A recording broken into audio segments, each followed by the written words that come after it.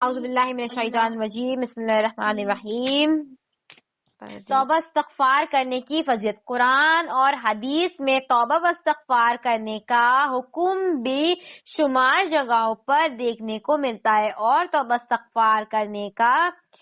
و استغفار کرنے کی اتنی فضیلت ہے۔ دیکھیں، استغفار صرف یہ نہیں ہوتا کہ ہم صرف زبان سے بولتے ہیں استغفر۔ دیکھیں، سب سے پہلے ہم نے والا جو ٹاپک میں نے لیا تھا نا، پوری بنیاد جو بھی ہم اگر ہم توبہ کے بارے میں پڑھیں، ہم صبر کے بارے میں پڑھیں، یعنی ہم کچھ بھی پڑھیں، اس کی جو مین بنیاد ہے نا، بنیاد وہ ایمان والے ٹاپک سے ہی ملے گی آپ کو۔ جیسے میں نے بتایا، دل سے اقرار کر لینا، دل سے مان لینا، زبان سے اقرار کرنا اور ارکان پر عمل کرنا، یہ مکمل ایمان ہے۔ اگر کوئی انسان صرف منہ سے اللہ توبہ اللہ توبہ اللہ توبہ منہ سے بول رہا ہے، اور دل میں اس کے توبہ ہے نہیں، دل میں یہی نیت ہے کہ میں ابھی تو توبہ کر لے رہی ہوں لیکن پھر اس گناہ کو کروں گی، سیو کر کے رکھ دی، وہ پکچر کے بعد میں دیکھ لوں گی۔ ایسے بہت سے لوگ کرتے ہیں نا کہ ابھی تو توبہ کری لیکن لوٹنے کی دل میں نیت رکھتے کہ ہم اس گناہ کی طرف لوٹیں گے۔ تو ایمان کو اگر آپ لوگ سمجھ لوگے نا کہ دل سے پرہیزگار ہو جانا ہے، دل سے توبہ کر لینی، دل سے تقوی اختیار کرنا ہے، اگر دل اپنا مضبوط کر لیا، اللہ کو راضی کرنے کے لیے اپنی نفس کو مار لیا، تبھی توبہ کام کرے گی، تبھی صبر ہمارے اندر آئے گا، تبھی یہ ساری چیزیں کام کریں گی۔ ایم آئی آڈیبل؟ آواز آ رہی ہے میری؟ بے شک بالکل۔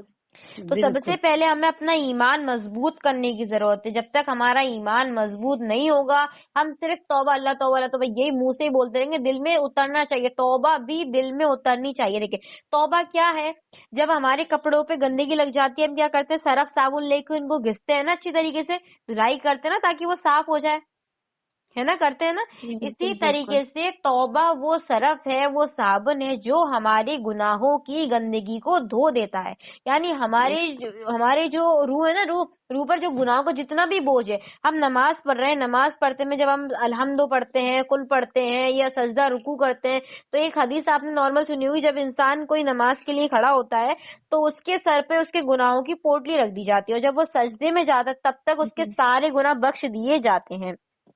اتنی فضیلت بتائی گئی ہے توبہ کی، تو ہمیں اس صرف کا یوز کرنا ہے، توبہ استغفار کا یوز کرنا ہے۔ جیسے میں نے زبان کی ظالم زبان والی جو میری ویڈیوز میں نے ایکسپلین کر کے بتایا ہے کہ سب سے پہلے ہمیں اپنی زبانوں کو احساس ریپینٹ ہو، یعنی ہمیں فیل ہو واقعی یار مجھ سے غلطی ہوئی۔ جب تک آپ کو اپنی غلطی کا احساس نہیں ہو جائے نا، توبہ کرنے کا کوئی فائدہ ہی نہیں ہے۔ اگر آپ اپنے اندر یہ نیت رکھتے ہو دل میں کہ نہیں ابھی تو توبہ کر لے رہی ہوں، گھر والوں نے کہہ کے سوری بلوا دیا، مان لو کسی جھگڑا ہو گیا ہے تو گھر والے کیا کہتے ہیں؟ چل سوری بول دے، چل معاف کر دے، تو زبان سے تو آپ نے کہتے لیکن دل میں یہ کہ تو باہر بتاؤں گا تو یہ تو اس طریقے سے ہوتا ہے نہیں ہوتا ہے۔ تو جب تک دل سے احساس نہیں ہو جائے اپنی غلطی کا، دل سے احساس ہو جائے اس کام کو کرنے کا کہ ہم ٹھان نہیں لیں کہ نہیں اب نہیں ہے نا واقعی آپ سے غلطی ہوئی۔ دیکھو توبہ اتنا بہترین، دیکھیں شیطان کا، اور جب اللہ پاک کے درمیان بات ہوئی تھی تو دعا اور توبہ یہ دو انسان کے ہتھیار ہیں، باقی عورت ہے، دولت ہے، اولاد ہے، یہ سارے یہ کس کے؟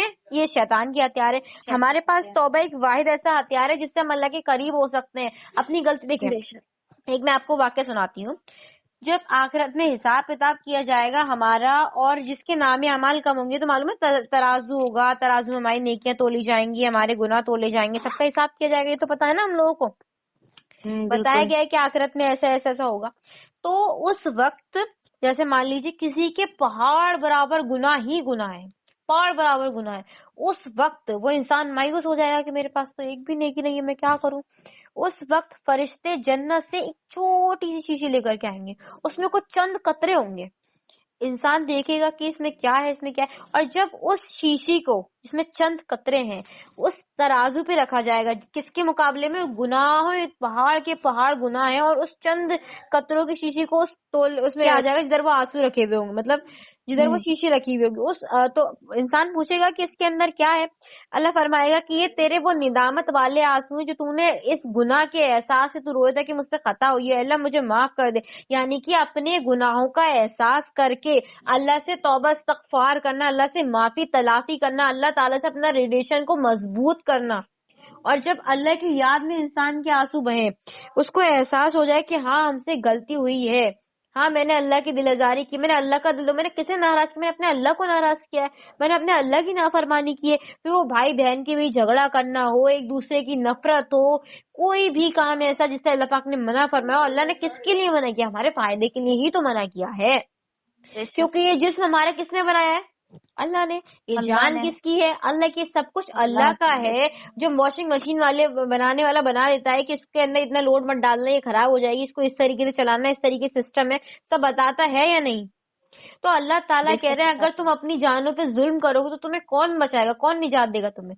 ہم خود ہی تو اپنے دشمن بنے بیٹھے. انسان نماز کس کے لیے پڑھتا ہے؟ اپنے لیے.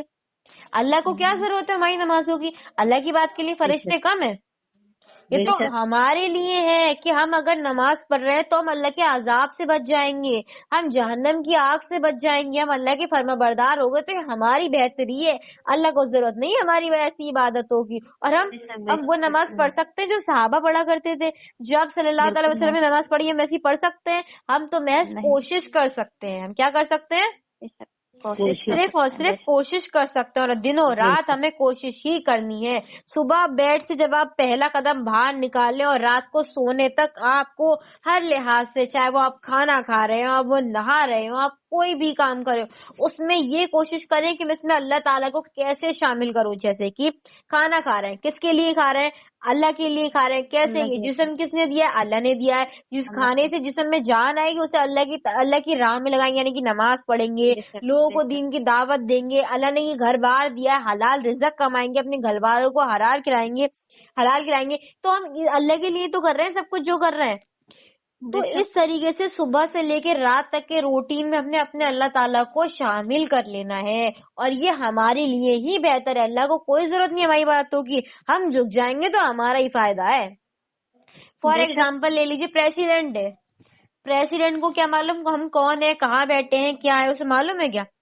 اگر ہم اس سے اپنے تعلقات اچھے بنا کے رکھتے ہیں تو یہ ہمارے لیے تو فائدے کی بات ہے. صحیح بات ہے. اس کے انڈر تو کام کرنے والے بہت سے لوگ ہیں. یہ ہمارے لیے بہتر ہے کہ ہم اس کے پاس جائیں، گفٹ تحفے تحائف لے کے اس سے اپنا ریلیشن بنائیں، رشتہ مضبوط کریں، فیملی ایسا ریلیشن شپ ہو. تو یہ ہمارے لیے بہتر ہے کہ ہمارے اس سے تعلقات. اور اللہ پاک کیا کہتے ہیں کہ تمہیں مجھ سے بات کرنے کے لیے کسی ذریعے کی ضرورت نہیں ہے کہ تم پہلے لیٹر لکھ کے بھیجو کہ ہم آپ سے ملنا چاہتے ہیں، مجھ سے اپوائنٹمنٹ لو. اللہ پاک کہتے ہیں تم تو مجھ سے ڈائریکٹ بات کر سکتے ہو. کر سکتے ہیں یا نہیں؟ ہم ڈائریکٹ اللہ سے کانٹیکٹ کر سکتے. تو پھر ہم کیوں رکے ہوئے ہیں؟ ہم کیوں نہیں اللہ سے بات کریں؟ کیوں نہیں ہم اللہ سے اپنا ریلیشن مضبوط کریں؟ کیا چیز ہمیں روکی ہوئی ہے؟ کس چیز کا خوف ہے ہمیں؟ گھر والوں کا. گھر والے کیا کہیں گے؟ کل تک تو نماز پڑھتے نہیں تھے، آج بڑی ملانی بن رہی ہے. اس چیز کا خوف ہے. لوگ کیا کہیں گے؟ ارے کل تک تو یہ بازاروں میں گھومتی تھی، آج تو یہ سجدہ ہی نہیں چھوڑتی ہیں. لوگ کیا کہیں گے؟ اس بات کا ڈر ہے ہمیں جو ہمیں نمازوں سے روک رہا ہے. چلو ٹھیک ہے، ایک لیڈیز ہے، پردہ نہیں کرتی تھی اب، لیکن اس نے اللہ کی محبت کو سمجھا کہ میرے اللہ نے فرما دیا تو مجھے پردہ کرنا ہے. اب وہ اس ڈر سے پردہ نہیں کرے کہ لوگ کیا کہیں گے، کل تک تو ایسی آفس جاتی تھی، آج پردہ کر کے جا رہی ہے، آئی نہیں ملانی. تو کیا اس ڈر سے ہم پردہ کرنا چھوڑ دیں گے؟ نہیں، بالکل ہمیں تو صرف اللہ کی رضا کے لیے کرنا ہے نا. دیکھیں لوگ لاسٹ میں صرف یہی کہتے ہیں اِنَّ لِلَّهِ وَإِنَّا إِلَيْهِ راجعون. کیا کہیں گے؟ اِنَّ لِلَّهِ وَإِنَّا إِلَيْهِ راجعون. صرف یہی کہیں گے. اینڈ میں سب یہی کہتے ہیں بندہ بڑا اچھا تھا. اینڈ میں مرتے وقت تو سب تعریف کر دیتے ہیں کہ بندہ بڑا اچھا تھا، کیونکہ انہیں معلوم ہے ہمیں بھی مر کے جانا ہے. تو اگر آپ ساری زندگی یہ سوچتے رہو گے نا، لوگ کیا کہیں گے، لوگ کیا کہیں گے، میں پردہ کروں گی تو لوگ کہیں گے کل تک تو ایسی تھی آج ایسی ہو گئی، اس کو کیا ہو گیا، کسی نے جادو ٹونا کروا دیا ہے، یہ کروا دیا ہے، وہ کروا دیا. ان فکروں سے خود کو فارغ کر لو کہ بھائی ہمیں جو کچھ بھی کرنا ہے فقط اللہ کی رضا حاصل کرنے کے لیے کرنا ہے، اور یہی ہمارا مکمل ایمان ہے. الحمدللہ امید کرتی ہوں یہاں تک جو بھی میں نے بیان کیا ہے، جو بھی باتیں ہیں آپ کے اچھی طریقے سے سمجھ میں آئی ہوں گی. کوئی بھی سوال کسی بھی طرح کا ہے تو آپ پوچھ سکتے ہیں، اب بھی نہیں تو بعد میں پوچھ لیجیے گا. میرے واٹس ایپ پہ میسج کر کے پوچھ سکتے ہیں. جب بھی آپ کو جو بھی سوال ہے آپ کسی بھی وقت پوچھ سکتے ہیں. الحمدللہ.